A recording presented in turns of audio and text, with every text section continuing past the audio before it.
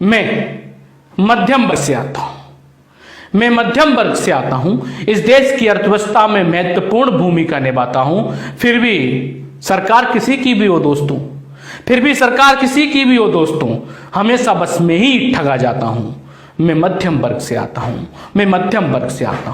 ना मैं गरीब हूं ना मैं अमीर हूं, इसलिए सरकार की नजरों से भी दूर हूं। ना मैं गरीब हूं ना मैं अमीर हूं, इसलिए सरकार की नजरों से भी दूर हूं। इस देश की अर्थव्यवस्था का मुख्य किरदार हूं। सारे टैक्स भरता हूं साहब, फिर भी कर्जदार हूं। इस देश की अर्थव्यवस्था का मुख्य किरदार हूं। सारे टैक्स भरता हूं साहब, फिर भी कर्जदार हूं।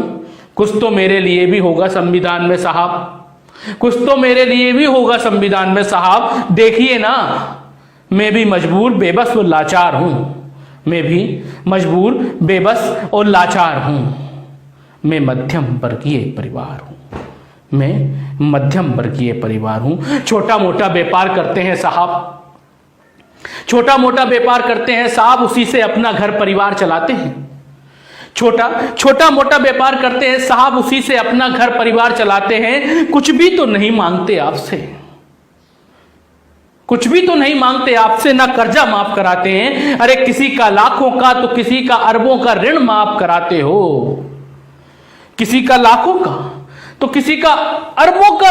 कराते हो।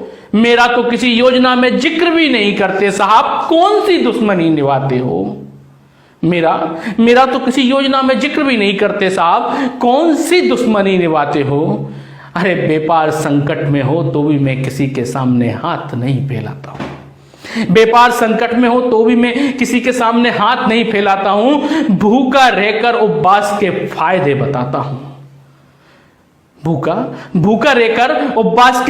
बताता हूं। किसी से उम्मीद नहीं कर सकता, मैं किसी से उम्मीद नहीं कर सकता, फिर भी मैं सबकी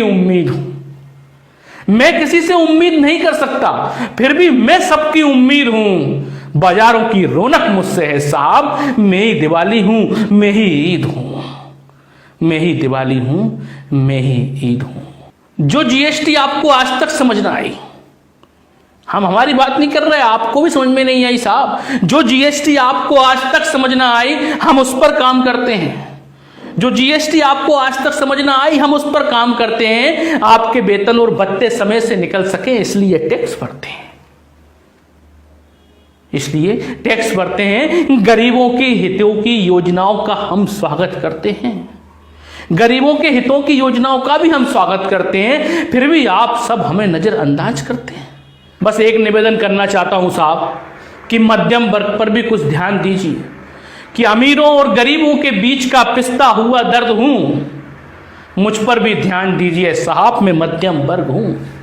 और अंत में दोस्तों, जाते जाते दो पंक्तियां और कहना चाहता हूं कि जिस दिन इस देश से मध्यम वर्ग खत्म हो जाएगा, सरकार की नीतियां ऐसी चल रही हैं कि मध्यम वर्ग का खत्म होना तय है। जिस दिन इस देश से मध्यम वर्ग खत्म हो जाएगा, देश चलाना तो दूर की बात है साहब, सरकार चलाना मुश्किल